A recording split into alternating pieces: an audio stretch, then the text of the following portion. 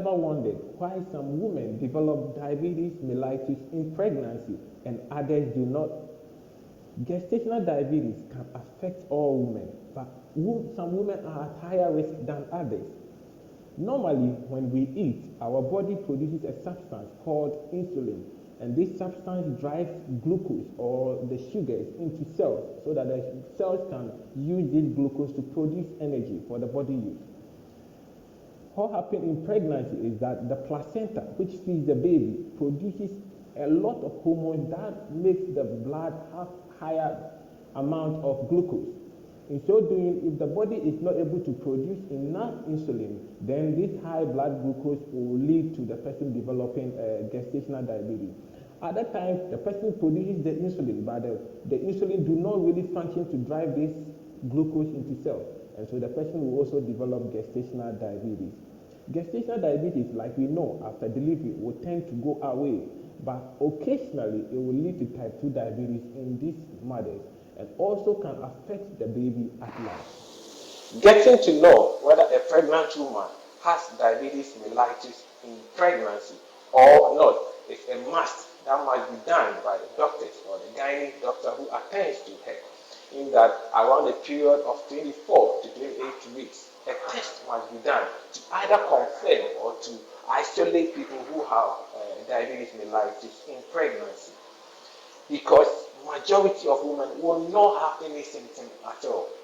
Few symptoms that may be exhibited may include either peeing more than usual, or getting thirstier and drinking more than usual, or getting hungrier and eating more than usual. Your doctor, knowing all these symptoms, will definitely request those tests to confirm whether you have diabetes mellitus in pregnancy or not. Factors known to put people at risk of developing diabetes mellitus include: if you are above the age of 25, you are at risk of developing diabetes mellitus in pregnancy. If you've ever had a stillbirth or a big baby, you are at risk of developing gestational diabetes in your current pregnancy. If you have had strong family history of gestational diabetes, you are also at risk of developing such medical condition. If you have a medical condition like hypertension, it also puts you at risk of developing diabetes mellitus in pregnancy. These factors are known to put people at risk of developing diabetes mellitus in pregnancy, and you want to alert your doctor about this medical condition, and so he can do the test to confirm for you.